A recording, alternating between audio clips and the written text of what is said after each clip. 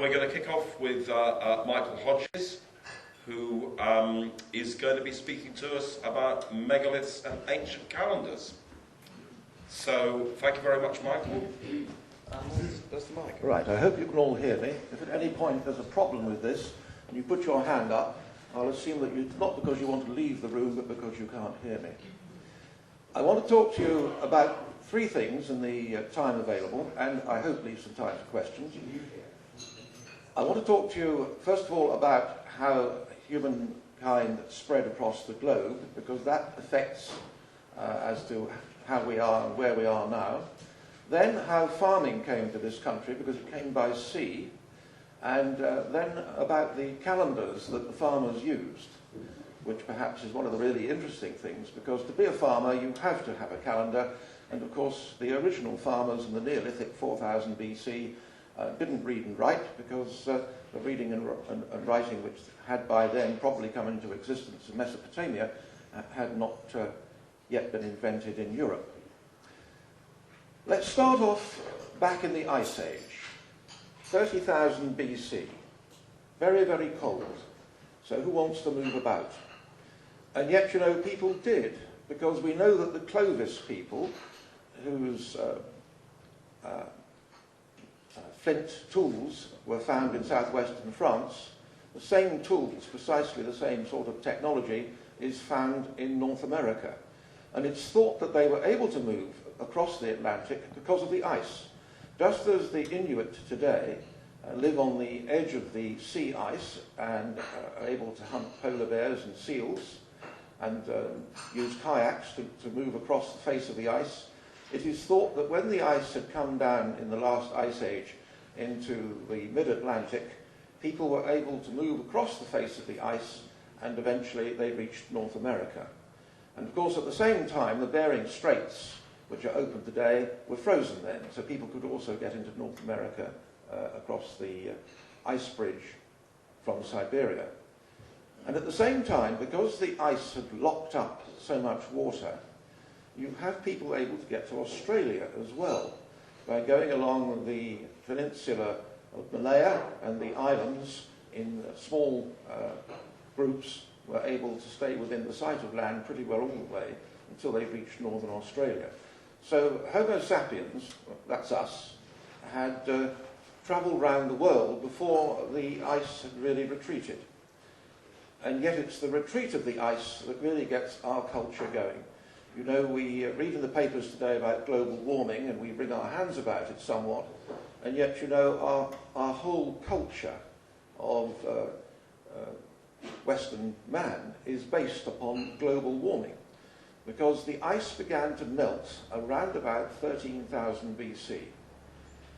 Up until that time, people couldn't go where we are now, because where we are here would have been covered in ice, or at least it would have been deeply frozen, so you couldn't expect to live here. And yet around about 13,000 BC, the ice begins to melt.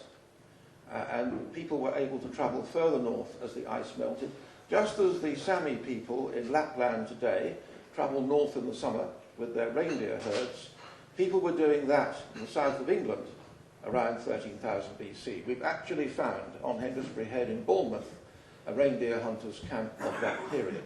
People were coming up in the summer season, and then of course going back again in the winter because it was still cold. But as the ice began to melt and the ground to warm up, so lichens could give place to trees, mountain ash and hazel, and then eventually, of course, the deciduous forests that we know were here by about 4000 BC.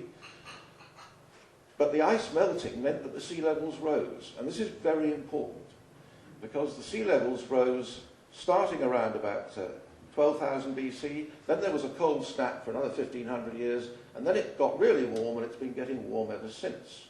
And the sea level rose about 300 feet between about 7,000 BC and 5,000 BC. And what we have there is the evidence that people are beginning to come out of the sea off Japan, the China Sea, off Ceylon, the Indian Ocean, and the Arabian Ocean, off the Indus. There were cultures there.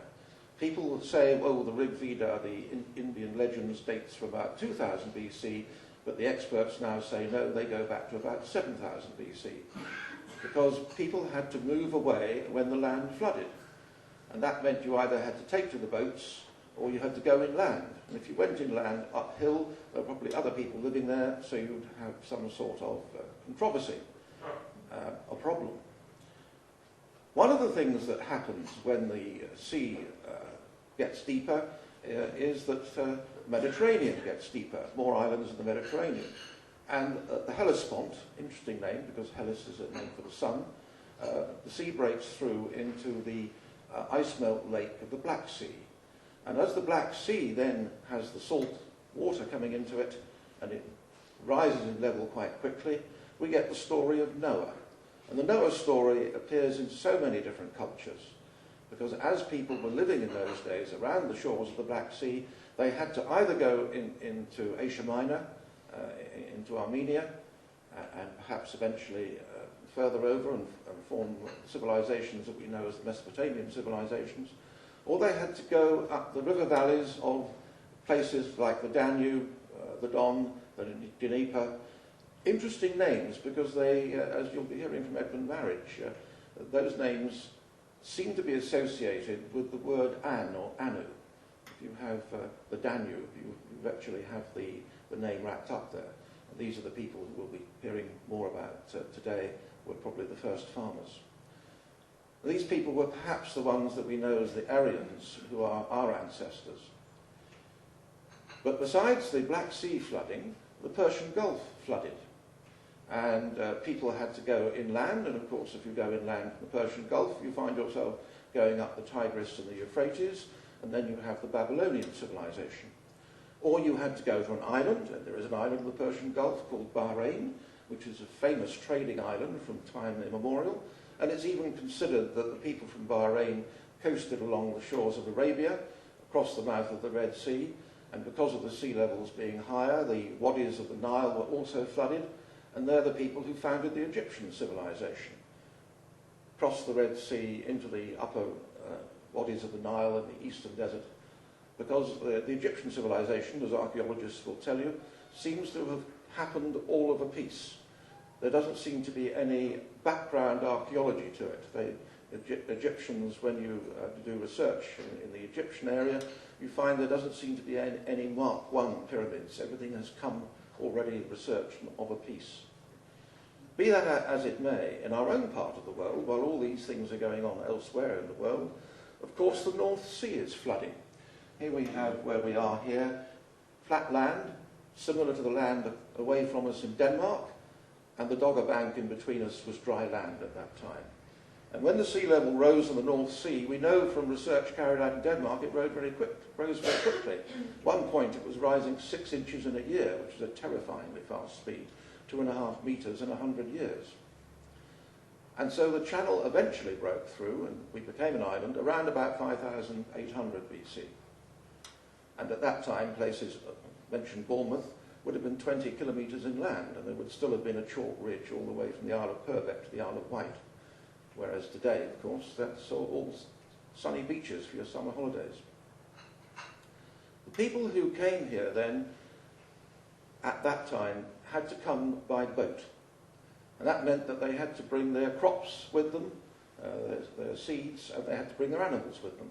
Because the animals living here at that time, besides the Homo sapien hunter-gatherers, would have been the giant cattle, the auroch, and the wolf, and the brown bear.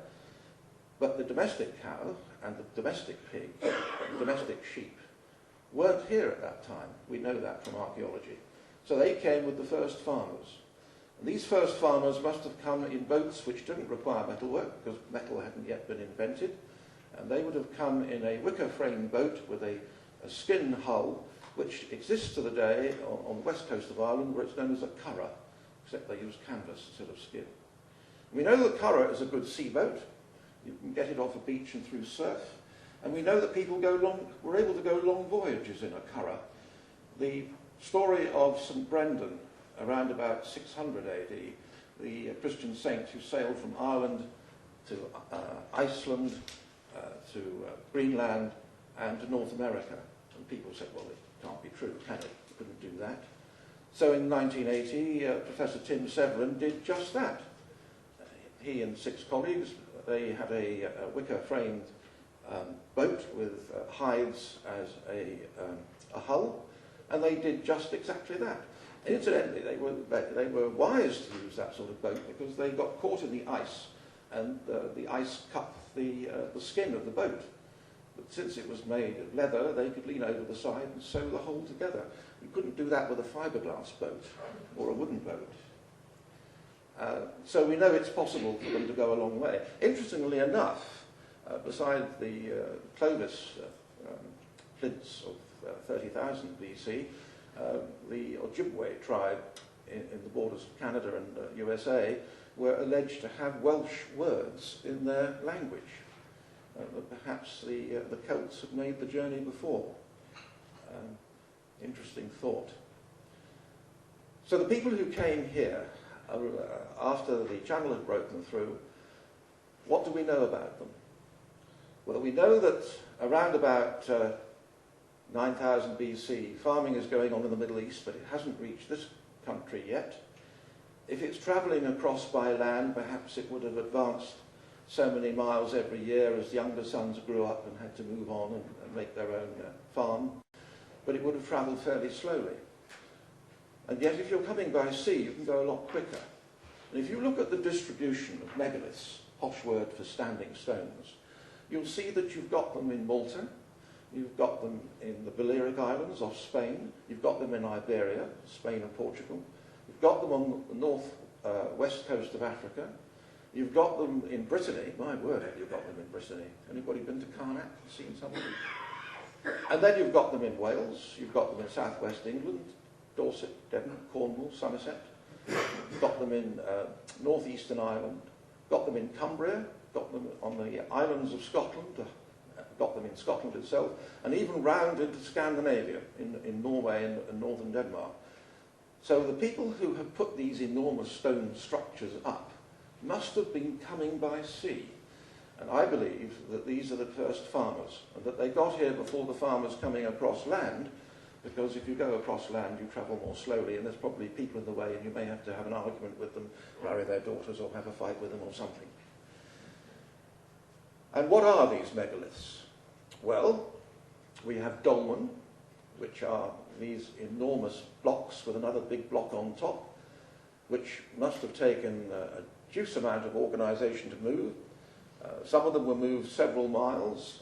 Some of them clearly show an organisation which can put these things in a particular position, because some of these dolmen, like the Waterstone on Red Hill, south of Bristol Airport, are on alignments. And you find standing stones lined up on these alignments. The Waterstone, there's 8 standing stones all the way across the Somerset levels to a high point on the Quantock Hills. Interestingly enough, the high point is called Will's Neck, because Will is a corruption of Bill, which is a corruption of Bel, which is a name for the sun. And the sun at a certain time of year will appear to be sitting on the top of that hill, so it's Will's Neck, the neck of the sun. That particular alignment, it starts off, if you take the angle, it's pointing exactly at sunrise on the alignment in the year 3000 BC. And the alignment travels through all sorts of interesting place names, like Wiveliscombe in Devon. Again, the Will in Wiveliscombe. People will tell you, oh, Wiveliscombe, Combe Valley, oh, it's the name, it's the valley where the arrow makers lived. But you know, it's not an arrow they're talking about, it's a shaft. And that shaft is a sunbeam, because there's your calendar. The only straight line in nature for the human Mark I eyeball, at least, is a sunbeam. We now know that gravity, in fact, actually will bend light as well, but Einstein had not produced his theory of 4000 BC, so a sunbeam was still the straightest line imaginable. And that particular alignment goes right the way down to Pol Perro in Cornwall. Another interesting place name. Pol means harbour or pool, and Perro is a corruption of the Spanish word ferro, which means fire. And folklore shows that people down there were still, in recorded history times, building fires on the cliff top on Midsummer's Day. So we have a lot going on around us which we haven't really recognised. Something else that these early farmers did was to build long barrows. A lot of interest in what long barrows were. It's now generally accepted that they were ossuaries rather than tombs. An ossuary to put the bones of the important ancestors in particular skulls and long bones. Any gentlemen here who are Freemasons will recognise that symbol that Freemasons make use of, just of course that small boys will recognise the symbol of pirates, the skull and crossbones. A lot of Freemasons were apparently pirates in the 1700s, and if you were captured by a pirate and you were also a Freemason, they would on occasion let you go. Interesting, therefore, that the Freemason idea, which other people will tell you goes back to the Knights Templar, which goes back to information discovered on the site of the temple in Jerusalem, in fact goes back beyond that to Neolithic times. So there's a lot going on today that we still haven't teased out the information on. The long barrows for the bones, people would be put, just like the Red Indians in North America used to, up on a sort of a trestle table and left there for the birds to deflesh them. And this still happens in parts of India, which is what the Parsis do. They let the vultures eat the flesh off the dead, and then they take the bones away and store them, because it is believed that the Neolithic people believed that the soul reposed in the bones, and it was the bones of the important ancestors that were protected, looked after. But something happened. People are happily using long barrows at 3,800 BC, we're told. Most recent book on Stonehenge by Professor Darvell tells us 3,800 to 3,200 BC. Why did they stop? Well, there are some things happening in the world. The original cause of the ice melting may well have been due to some sort of asteroid or cometary impact, perhaps altered the angle of the Earth, made us get more sunshine, caused the ice to start to melt. But in 3000, and I've got the date written down so I can cheat, 3190 BC, something very dramatic happened in Iceland, and it affected the climate. How can I be precise about the date? Well, there's a thing called dendrochronology, which is looking at tree rings in very, very old trees, and they're able to say, look what happened in 3190 BC. Change in the weather. And so there's some changes in the religious activity. And long barrows give place to round barrows. And the round barrows, you tend to have a person buried with his flesh on still, and then subsequently perhaps other burials interred in the barrow, but in pots when people have been cremated.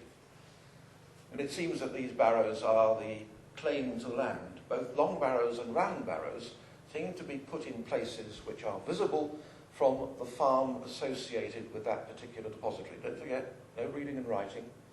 So your claim to land is your ancestor's grave. So you want it to be a nice, prominent grave. The amount of work involved in constructing some of these barrows was phenomenal, tremendous amount of work. And of course those with stones in, like the dolmen, and there's still an argument that some dolmen were long barrows which have lost their earth covering and others are barrows that were never finished, clearly shows that it wasn't just a question of a handful of people of one extended family doing something. There has to be a social organisation if you're going to move tons and tons of earth or tons of stone. You've got to feed the people while they're doing the work. You've got to plan the work. You've got to decide where to put it, how to build it. Interestingly enough, when you look at Stonehenge, it's considered that 12 million man-hours went into the construction of Stonehenge. Now, you aren't going to do that in an ad hoc way. You are going to have a social organisation, probably an organisation of priest-kings to make sure that everything is properly managed. And so the idea that the Victorians in particular had, that our ancestors all woed and ran around throwing stones at each other, must clearly be mistaken. These are very civilised people with a civilised culture and a great deal of knowledge. And some of that knowledge that they have, we don't have to this day. People still argue about the use of the megalithic yard. Some of you will have heard of Professor Tom, who has shown that there was a standard unit of measurement used in these megalithic structures of 2.72 inches, 2 feet, 0.72. And if you double the megalithic yard, you have a megalithic fathom. And Professor Darville, whose book on Stonehenge has only come out a few months ago this year, interestingly enough, because academics are a bit frightened of the idea of Professor Tom, who was not an archaeologist but an engineer, he says, oh, we've got the causeway up to Stonehenge, joins another causeway, but not quite. There's a gap of 1.8 metres between them. And I don't know if he's left that figure in his book as a joke, or has he done it because he can't admit what it really is because other academics will hold him in scorn, or is he giving us some information and he wants us to work it out for ourselves, because 1.8 metres is 5.44 feet, which is a megalithic fathom, 2 megalithic yards. And those particular distances keep cropping up all over Northern Europe in terms of structures. Another thing that crops up, of course, is the Pythagorean triangle. Pythagoras is supposed to have been a Greek slave living sometime around perhaps 2000 BC. Well, people were building these things around 3800 BC.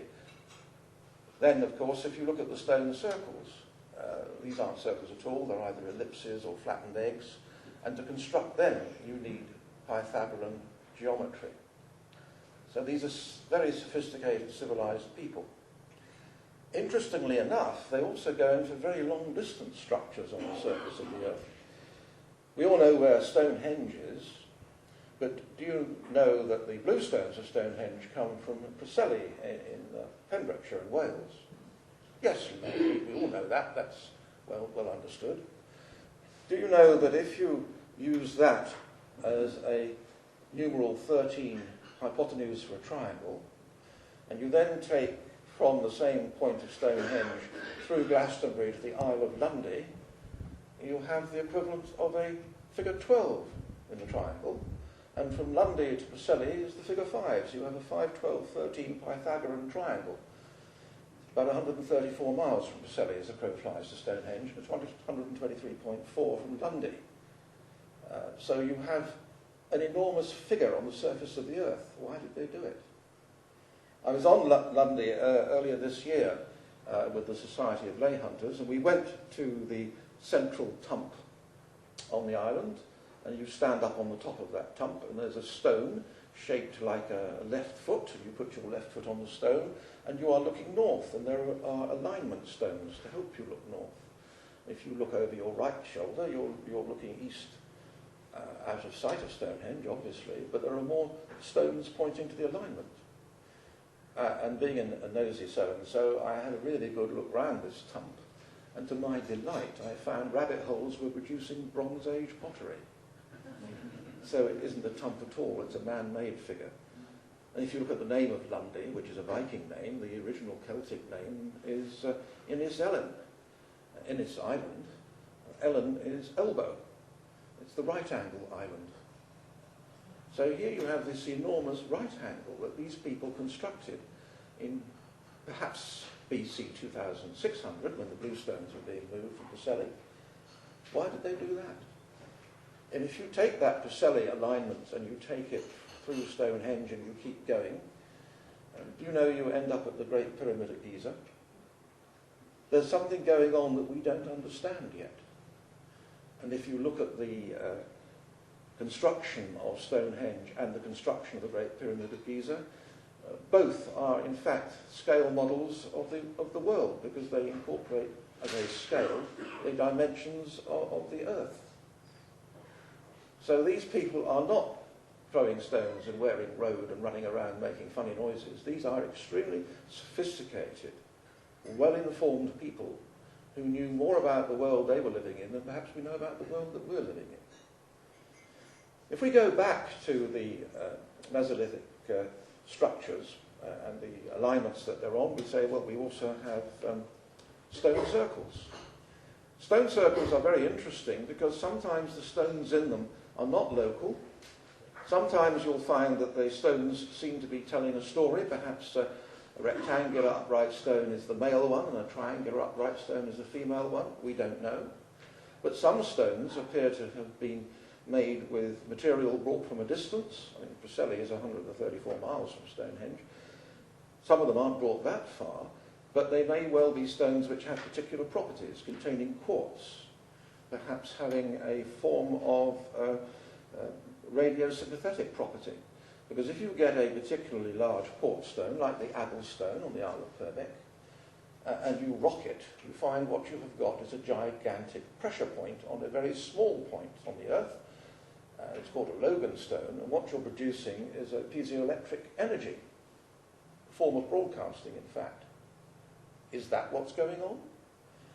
Even the stones at Stonehenge, one side of them is smooth and the other side isn't. That's quite common in stone circles, almost as if they're sort of trying to capture perhaps sound, or perhaps a level of sound that we aren't normally in position to hear. So there are questions we must ask ourselves, and there's so much work that we can still do to find out about these things. I mean, why would they be doing it? Are they trying to communicate with something? Is it perhaps that they thought there was some healing benefit? The blue stones at Stonehenge, it's now thought, are perhaps associated with the idea of healing. So often you get stories about stones involving water. Farmers still to this day, if they find an elf bolt, which is a Stone Age axe head or a Stone Age arrowhead, put it in the water trough so that the animals will get the benefit of drinking the water.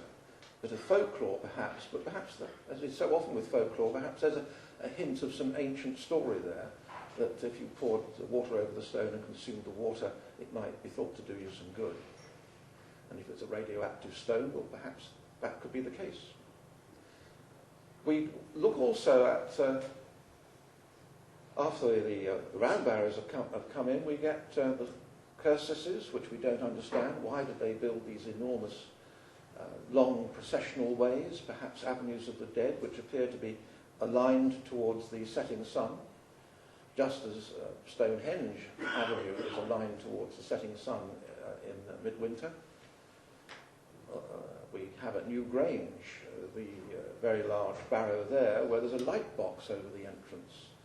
And at midwinter's day, 21st, 22nd December, the light shines through the light box from the rising sun above the entrance, passes down the passage inside, and strikes the ground. And this is a barrow, that's an enormous barrow that's built on a slope. So the centre of the original ground, where the light strikes, must have been a tricky engineering job to construct it for that to happen. And it's suggested that's the shaft of sun from the Sky Father fertilising the Earth Mother. And it seems to me to be quite reasonable to say that if you're an early farmer, you're going to respect the earth because the earth is giving you your food. Probably the whole technique of farming was invented by women. Men out with the animals hunting, women staying at home, at the cave or at the shelter, the bivvy, with the children, and things get cast on the ground and you notice that things are growing, and perhaps that's something that you could eat. So the first farmers are probably female. And yet we have a culture which until very recently has been orientated around the patriarchy, in particular the Christian religion, patriarchal religion, which is a Johnny-come-lately in religious terms. If you look at the idea of the Earth Mother, she crops up very early on. We have carvings found dating from about 20,000 BC in the Old Stone Age. Naked woman found in France, carved in stone in 3 dimensions, holding a cornucopia, a shell. Cornucopia is the producer of all good things. We have another one found in Austria. These carvings are usually called Venuses because the female is often shown as nude and pregnant. The good things coming from the Earth Mother, the matron. In the Iron Age, she doesn't have a shell as a cornucopia anymore, she uses an iron cauldron. And she crops up time and time again in the ancient religion, which we call paganism, which is only the Roman word for country dweller. It doesn't mean there's anything bad about being a pagan. It just means that Christianity had not yet arrived, so you didn't have any option. You had to be a pagan, there wasn't anything else to believe in. The Earth Mother's name is interesting because it probably was different in different parts of the world, but where I live, in southeast Dorset and southwest Hampshire, we have a river called the Avon, and we have a place called Verwood, and it's believed that the old name of the Earth Mother was Ver, V-E-R, and that which belonged to Ver was Aver, Avern, hence Avon. There are 6 river Avons in England and Wales, another 6 in Scotland where the word changes because they speak Gaelic, they spoke Gaelic. So place names often have a story to tell. I don't know what your place names are around here, but where I live we have a hill called Folkestone. That's straightforward, that's Puck's Hill, and there are alignments going across it. We have another hill called St Catherine's Hill, very common, lots of St Catherine's chapels and hills. And yet, you know, they're mostly on the coast and they're mostly overlooking a St Michael's Church. Local place name for Catherine is Caterns, Cat-Anns. The Earth Mother in the winter, she's the hag, the bringer of death, essential for new life next year, is Anne. We celebrate her at the end of October. I mustn't get ahead of myself and talk about the dates yet. Still going through the historical events of the early farmers, of course the Bronze Age came in, and it may well be that this is a slow process. We know from the man found in the Austrian Alps, he's dated to about 4000 BC, and yet he had a copper axe, because copper predates bronze, but copper is soft. Bronze is an alloy of copper with about 11% tin, and that's much sharper, and you can give a proper edge to it. Tremendous benefit to farming. Instead of having to go up onto land which doesn't have a lot of trees on it, perhaps on the higher ground, and break the ground up by hand using a metal pick or a deer antler pick, you can actually put a bronze blade around the head of your wooden shaft, and you can actually start to plough. Makes a big difference. You can go down to the valleys which are completely choked and overgrown, no drainage, no roads, and you can start to create fields. Of course, the word field is the clue because it's from veld, South African veld. You fell the trees, you have a field, and you can plant in the fields.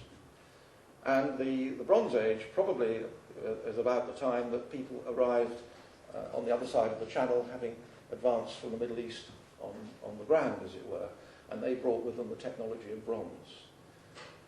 And that was a great help because Cornwall has probably the best tin deposits anywhere in Europe. In those days, you would go either to Afghanistan for your tin or to Cornwall for your tin. And Afghanistan was as dangerous then as it probably is now. And we know that people were going to Cornwall for tin because we know that the Phoenicians came. So Phoenicians had their basis at Carthage, coast of North Africa, but they also had a place called Gades, which today we call Cadiz in Spain. And they were at Cadiz by 800 BC, and they were coming up to Brittany and to Cornwall for tin, and probably for other metal as well, because the first metal that you're able to get hold of, and this happened in the Neolithic, is gold, the sun metal, because it doesn't oxidize, and it's soft, and it melts easily. And you will find that there are gold objects occasionally found in barrows, like the barrow called that of the Amesbury Archer. And we know he's an archer because he had his bow equipment there with him, but he also had some bronze kit, and he also had some gold tassels for wearing in his hair, rather like perhaps you put on a dreadlock today. We also have other barrows which have produced a button cover, rather like a cover for a toggle. Buttons haven't been invented. And very rarely you get something really special, like the triangular-shaped lozenge found on the breast of somebody who was probably some sort of priest. And what is interesting about these triangular lozenges is that they have a series of lines on them which represent angles. And those angles are basically saying, if you're standing at the edge of this line and looking along one of the angles, you're basically looking at the sunrise of Midsummer's Day. And if you look along the other angle, you're looking at the sunrise on Midwinter's Day. And some of these lozenges have been found at different positions of latitude, which indicate that you could actually indicate, even in those days, your position from the equator by the angle shown on the lozenges. So these are very sophisticated people, and they know a lot more about the world than we've given them credit for. They know the world is round, because otherwise they couldn't have built Stonehenge to the right dimensions. And they knew where to build Stonehenge, because it's only at Stonehenge, at that particular latitude, that your station stones give you the rectangle, which shows you the full moon standstill north and south as well. So you've got all the alignments occurring at Stonehenge. But you get them in other places as well. I mentioned the Waterstone at Bristol, which marks the Midsummer line, but it also has another line going through other standing stones, which marks Beltane. And I better start telling you what things like that mean. The Celtic calendar, and these are pre-Celtic people, but I say Celtic because the calendar continued into the Iron Age, because if you're a farmer, you still need to use it, has the date of the 2nd of February as one of its important dates. It's called Imbolc, but we know it today as Candlemas, because the Christian church quite reasonably took over the dates but carried on with them. In fact, they were doing this on the instructions of the Pope. Pope Gregory in 601 told Augustine, don't tell people not to go on worshipping at the usual place they adjourn to worship, just reconsecrate it. So Candlemas, Imbolc, the right time of year for ewes to come into milk. Lambing season begins. The next date after that would be the spring equinox. And the equinox, of course, is what gives us Easter. And the Celtic Christians and the Roman Catholic Christians used to have the most dreadful arguments about the date of Easter. Shocking rows. Finally settled it in AD 664 at Whitby, at the Synod of Whitby, when the Romans won the day. They had a better debater, I think, because the Christian Celts, who were like the Coptic Christians perhaps, said, well, the actual trigger, as with so many events, is the position of the moon after the solstice event. Solstice event of the equinox is the 21st of March, and it will take the first full moon after that. And the Catholics say, no, it must be the first full moon after that, after the Sunday. So tremendous rows about things which I frankly think are relatively trivial. That's what people are like. Then you have your next festival, which is Beltane. Bel, a name for the sun, B-E-L, and Tane, we know, means fire, sunfire. And what happened at Beltane? 1st of May, which is once again a bank holiday.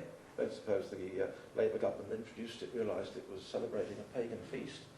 But the fire festival, the beginning of summer, the 1st of May, young men would drive the animals between two fires to purify them and leap over the fires themselves as a form of purification. And people would go up to the towers of Oxford colleges and sing carols, summer is a-coming in. But of course the real celebration isn't on the 1st of May, it's the evening of the 30th of April, because the Celts didn't recognise their days from dawn, they recognised them from sunset. So people would go a-maying on the 30th of April, on May Eve. And that caused lots of trouble.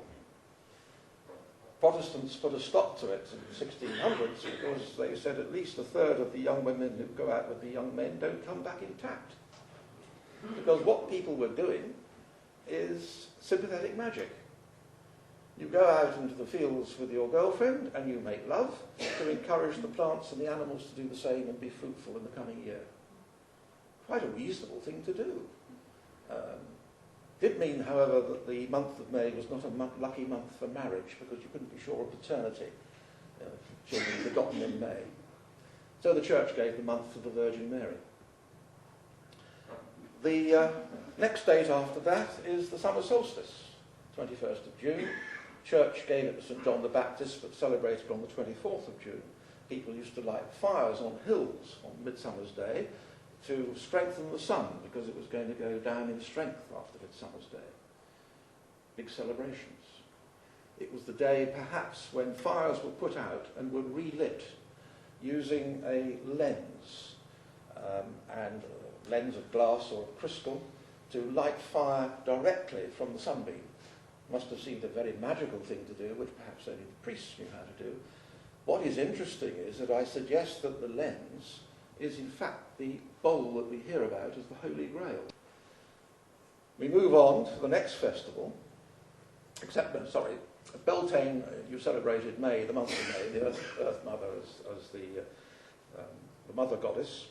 But your next festival after the St. John the Baptist, the Midsummer's Day, is Lugnasa, Lugnasa. Lug is the one main Celtic god. You've got the three names of the Earth Mother, the three avatars, but here a man does get a look in, and it's known to the church as Lammas, loaf mass, the first loaf from the new corn crop. And Lug is a particularly important god because his name crops up everywhere.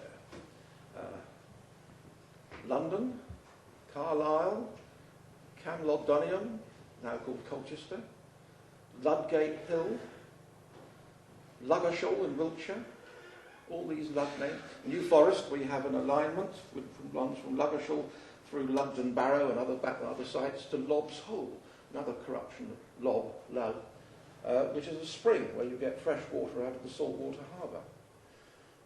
You also get the name Hod Hill, Lob, Lud, Hod. You get the name Hubban, Hobbs born. In Wales, he's Lugh. In Ireland, he's Lear. The Romans recognised Lug when they came. They said, oh, that's Mercury, messenger of the gods. He was an all-purpose god to the Celts. He was a warrior. He was a shining one. He had the silver hand, the great skill, the craftsman. He was all-knowing, all-seeing. He was the god of trade and the god of travel. So pretty useful chap. Of course, the Romans, they say, knew him as Mercury, but the Greeks called him Hermes. The Egyptians called him Thoth. So he gets about a bit. So he's a form of sun god. His name is also sometimes found as Ugg, L-U-G-H, just drop the L, you've got Ugg. You also get Og, Gog and Magog, same chap, hill figure. Where I live, we have a meadow called Ogber. Og, the sun, Bur for fort. Saxon word for fort, B-R-G-H, which we get borough, but you can spell it any way you like. So we have an enclosure called Burton, and we have a meadow called Ogbur, B-E-R. We don't pay enough attention to place names and the world that we live in. Here at Bury St Edmunds, of course, you have a very interesting name, but we know about Edmund, don't we? He was shot to death by the Vikings, and he's a Christian martyr, and unusual because he was a king and a Christian martyr. And yet, you know, the name Edmund does occur on alignments.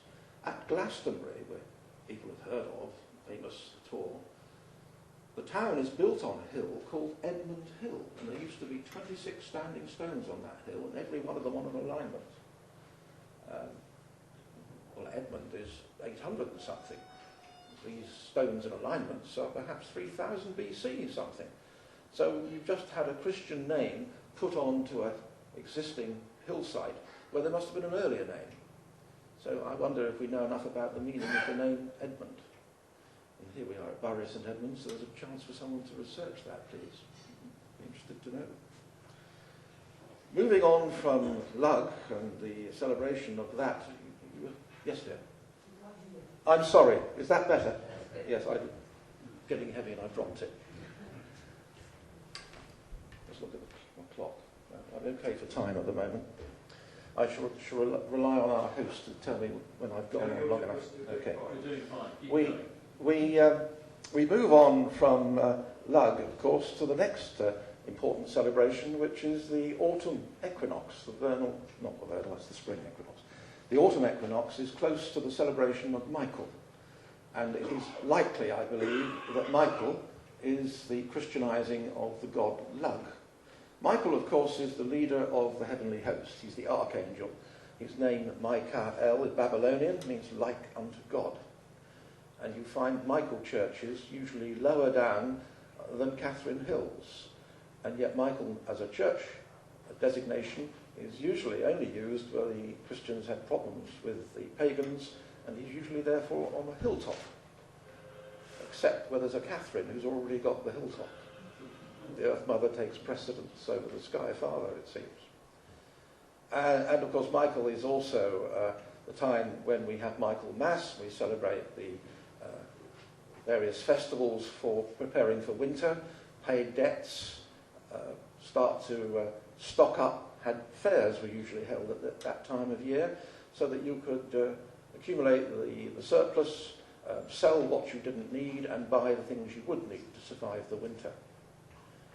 And Michael Mass, of course, is still a date for the legal settling of bills. And then we move on to the celebration of Samhain, which we've recently all enjoyed, haven't we? Trick or treat. Halloween, Church has pinched it, of course. It's the celebration of Anne, the Earth Mother, the hag, the bringer of death, at a time when the moon is supposed to be close to the earth. Graveyards yawn and give up their dead, according to Shakespeare, 31st of October. And what do we have? We have the church on the 1st and 2nd November with All Hallows and then All Saints. Quite reasonable. I don't blame the church for pinching the dates. I just think they should be a bit more honest about what they've done. And after Anne, the next really important festival, of course, is Yule, the Midwinter Festival. Midwinter Day is usually the 22nd of December. Very important time because you were terrified the sun was disappearing. Days were getting shorter, nights getting longer, it was getting colder. Are we going to be left in perpetual darkness? So we watch very carefully. And lo and behold, by the 25th of December, we know the sun is coming back. It's stopped, it's marked time, and we can be sure now that it's on its return journey. Hurrah, we're going to be warm again. So we celebrate midwinter. And the Romans celebrated it, the Mithras festival, their favourite Roman army god, Mithras' birthday, the 25th of December. That's a date that we all recognise, we still celebrate it. Only the Christians said around about 320 AD, oh, we don't know when Christ was born, so we'll pinch that date. Don't blame them, very sensible thing to have done. Interestingly enough, we now probably do know when Christ was born. Of course, he wasn't called Jesus Christ, because that's a Greek name and a Greek title. He was Joshua ben Joseph. We know he was a rabbi, because the Bible tells us so.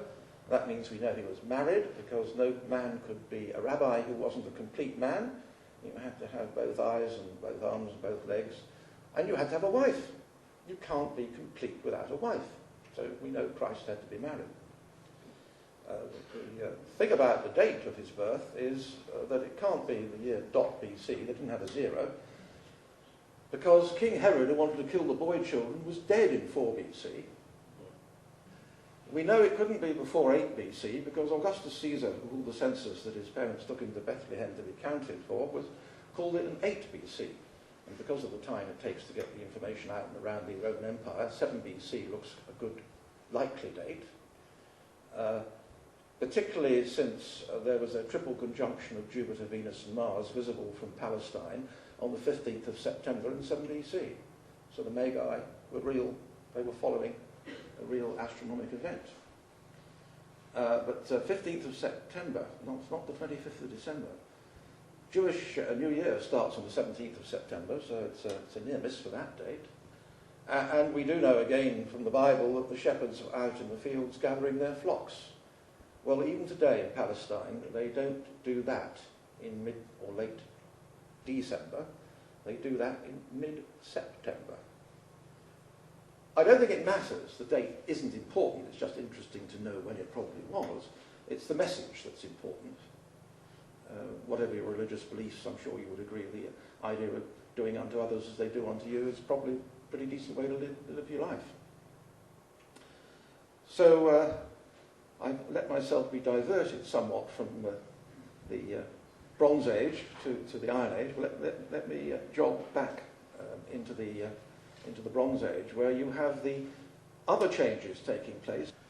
In 2354 BC, something very significant happened in Iceland again. Iceland, we know, is a very, very new area. There's still islands being formed, still volcanic eruptions take place. And probably what happened was that the world got colder and darker. If you put a load of stuff up from a volcanic eruption into the sky, I think they're suggesting from tree ring analysis that there was about 18 years of very bad weather, of dark weather, tree rings close together. That would have had an effect on farmers. They probably had to come off the hilltops and come down into where it was warmer in the valleys, and they would have had a real problem of survival. And that would have had an effect on religion. And it's about that time that the Sky Father religion tends to give place, to some extent, to a religion associated with water gods. And you get Bronze Age locations at river junctions. And you get gifts being put into mires and lakes and rivers. So it is quite likely that triggered a change in religious belief. These things continue because we have the event in Santorini, which we're told about by Plato. They now know that that happened in 1628 BC. You know all about Santorini, the island of Thera that exploded, created an enormous cauldron that the sea flowed into, destroyed the Minoan civilization in Crete, must have had worldwide effects on the weather, and people would have been very interested in watching the sky if things like this are going to happen. There may well have been previous events in prehistory that made people look at the sky in fear, because we know that when Julius Caesar was interviewing Celtic prisoners, he remarked on how brave they were, and weren't they frightened of anything? They said, well, we're going to get born again, so we don't mind lending people money in this life to be repaid in the next. They believe in the transmigration of souls. One of the reasons that early Christianity was accepted so readily by the Druid culture and the Iron Age in Britain, because Christians came and said, we've got this young man who died for his people called Jesus, and the Celts would say, well, we have a god called Mabon, a young man who died for his people. And Christians will say, well, we can give you resurrection. And the Celts said, well, we've already got reincarnation, so come on board. Which is why Christianity got off to a flying start in this part of the world. Caused a lot of trouble later on for the Romans, who had a different view. And it's quite interesting that some of the stories of the Roman Church dealing with pagans and making them Christian, in fact, they're talking about early Celtic Christians. A good example of this is Boniface, the Devonshire man who was trained at Netley in Hampshire and went over to Germany in around the 800 or 900 period, I believe, perhaps I'm out, to Christianize the Germans, and he's a saint because he was martyred for his trouble. In fact, he was trying to persuade existing Christians to change the Roman belief system, which is perhaps why he got knocked on the head. Interesting story attached to him is that the convent at Wimborne used to send out nuns to assist him in his efforts. And because these nuns were the wives, widows, sisters, daughters of kings, they went with an escort of soldiers and with female servants. And the story is told of the female pope that was the result of this, Pope Joan of Wimborne, 853 to 855. She was born at Fulda, on the mouth of the Rhine, to one of these couples who were there to assist and protect the nuns helping Boniface. At the age of 11, her education would have stopped. Just teach the girls enough to know how to read a cookery book, that's all that matters in those days. And she wasn't having that, so she cut her hair and put on man's clothing, and she walked to Greece. Clearly a bright girl. English at home, German in the streets, Latin because of your religion, and then you go to Greece and you can speak Greek. And she got a job as a clerk for a very successful clergyman who became a pope. So she goes to Rome with her boss. He dies, and in those days there wasn't a cardinal conclave to decide who was pope, done by acclamation by the mob. Hence, Joan becomes pope. Nobody knew she was female. Nobody would have known, except that clearly she had a boyfriend. She fell off her horse going up the Lateran Hill in AD 855, giving birth. So, end of Joan. Story about what happened to the child, we don't know. He either got thrown in the Tiber along with his mother's body, or he was brought up and became later the Bishop of Ostia. Roman Catholic people in Vatican are very unhappy about this story. They can't explain why there's a bust of Pope Joe in Siena Cathedral in northern Italy, and most of all, they can't explain why there is a chair with a hole through it in the Vatican Museum, so they say it's a birthing chair. Why do popes need a birthing chair? It's because, as a result of this scandal, the junior cardinal had to look under the chair in which the papal appointee was sitting to establish that he was a man in all respects. He had to say in Latin, lo, he has testicles and they hang well.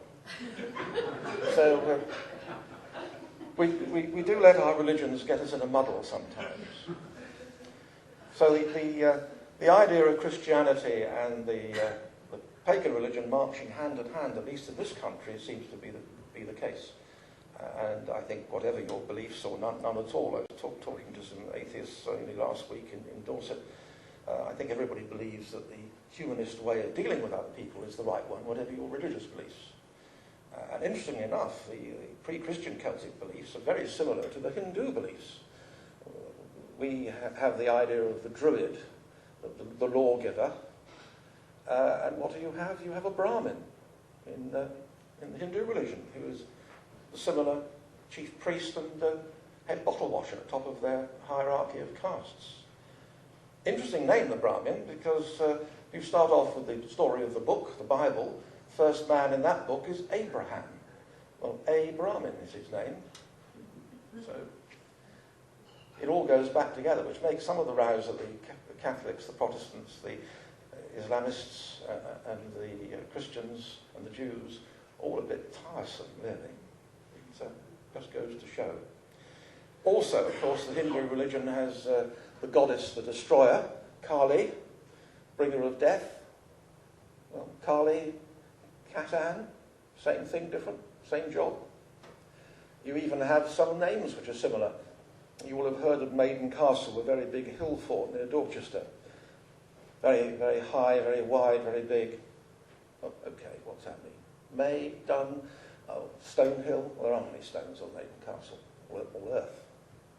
But if you go to northwest India and somebody says, I'm going to show you a Maidan, they're going to show you a high, wide parade ground, which is just what Maiden Castle is in Dorchester, a high, wide parade ground. And we have so many parallels in the religious belief. One of the really interesting examples is the gum-struck bowl, found in Denmark, and it has on it figures which have come out of the Celtic religion. It has the god with the deer's antlers on his head, who is recognised as Cernos, from which we get the village of Cerne in Dorset. And Cernos is sitting there in the position of a yoga, just like Shiva is in India.